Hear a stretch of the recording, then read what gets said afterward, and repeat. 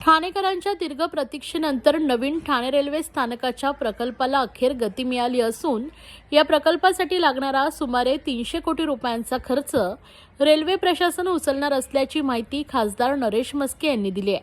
हे स्थानक उभारण्याची मागणी अनेक वर्षांपासून सुरू असून दोन्ही बाजूच्या कनेक्टिव्हिटीची कामे पूर्ण झाल्याचं त्यांनी सांगितलं आहे.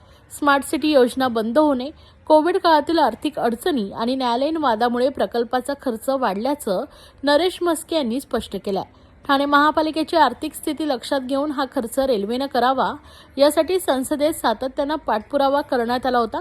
पंतप्रधान नरेंद्र मोदी, रेल्वे मंत्री अश्विनी वैष्णव, मुख्यमंत्री देवेंद्र फडणवीस, उपमुख्यमंत्री एकनाथ शिंदे आणि खासदार श्रीकांत शिंदे यांच्या माध्यमातून हा निर्णय झाल्याचं त्यांनी सांगितलंय.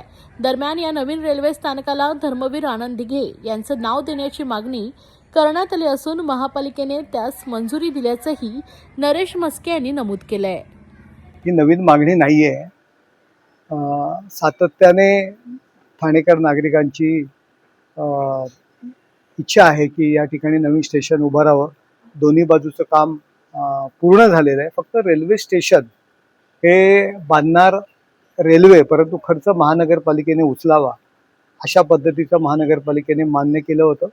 स्मार्ट सिटी जो काही कार्यक्रम आहे हा बंद झालेला आहे. कोविड काळामध्ये महानगरपालिकेची आर्थिक परिस्थिती, कोर्टाच्या निर्णयामुळे जागेचा जो वाद होता, जो लागलेला विलंब, यामुळे तो खर्च जवळजवळ 300 करोडवरती गेलेला आहे.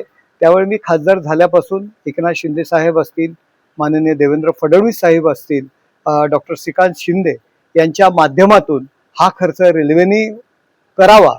महानगरपालिकेची आर्थिक परिस्थिती नाही आहे ही मागणी आम्ही सातत्याने उचलून धरली होती. वेळोवेळी संसदेत सुद्धा हा विषय मांडला होता आणि आज सांगायला आनंद होतोय की माननीय पंतप्रधान नरेंद्र मोदीजी, अश्विनी वैष्णव रेल्वे मंत्री, मुख्यमंत्री देवेंद्र फडणवीस, उपमुख्यमंत्री एकनाथ शिंदे साहेब आणि खासदार श्रीकांत शिंदे यांच्या माध्यमातून जो 300 करोडचा जो खर्च आहे रेल्वे स्टेशनचा, तो रेल्वेने उचलण्याचं मान्य केलेलं आहे. रेल्वे बोर्डाकडे तसा विषयही गेलेला आहे.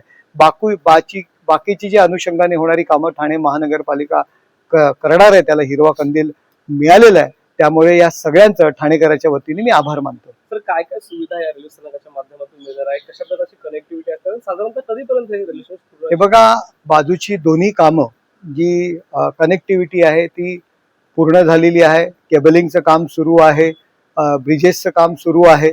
फक्त रेल्वे स्टेशनचं जे काम आहे आणि ते लवकरात लवकर सुरू होईल आणि ठाणेकरांच्या सेवेमध्ये हे नवीन स्टेशन येईल. तर एक महत्त्वाचा प्रश्न आहे या संदर्भातच की धर्मवीर आनंद दिघे यांचं मागणी जी आहे त्या रेल्वे स्थानकाला, या रेल्वे स्टेशनला ही ठाणे नगरी आहे. या ठाणे नगरीच्या विकासामध्ये धर्मवीर आनंद दिघे साहेब यांचा फार मोठा वाटा आहे. तर त्यांचं नाव द्यावं ही सर्व ठाणेकरांची मागणी आहे. तशा पद्धतीची मागणी आम्ही संसदेतही केलेली आहे आणि महानगरपालिकेने पण तसा पद्धतीचा प्रस्ताव मंजूर केलेला आहे आणि हे नाव त्यांना नक्कीच या स्टेशनला मिळेल. तर अंदाजे कधीपर्यंत रेल्वे लवकरात लवकर हे काम पूर्ण होईल. स्टेशनचं काम बाकी अनुषंगाने जी काम आहे ती सुरू झालेली आहे. ज्ञान, मुझे हेल्थ केयर फील्ड में करियर बनाना है, कोई स्ट्रॉन्ग ऑप्शन है? बिल्कुल है। अभिनव इंस्टीट्यूट का BPTH, बैचलर ऑफ फिजियोथेरेपी। आजकल फिजियोथेरेपिस्ट की डिमांड बहुत हाई है। कोर्स रिकॉग्नाइज है ना? ऑफ कोर्स, ये इंडिया की लार्जेस्ट मेडिकल यूनिवर्सिटी से एफिलिएटेड है, मतलब स्ट्रॉन्ग एकेडमिक वैल्यू। और करियर अपॉर्चुनिटीज कैसे रहेंगे? बहुत amazing. Hospitals, sports clinics, rehab centres और इवन इंटरनेशनल अपॉर्चुनिटीज भी। और सबसे इम्पोर्टेंट, प्लेसमेंट सपोर्ट मिलेगा? बिल्कुल। एक्सपीरियंस्ड फैकल्टीज और प्लेसमेंट गाइडेंस के साथ स्ट्रॉन्ग करियर सपोर्ट मिलता है। Sounds perfect. मैं आज ही अभिनव इंस्टीट्यूट के BPTH कोर्स के लिए अप्लाई करूंगी। तो वेट किस बात का? BPTH एडमिशंस ओपन है, लिमिटेड सीट्स। अभी अप्लाई करो अभिनव इंस्टीट्यूट में।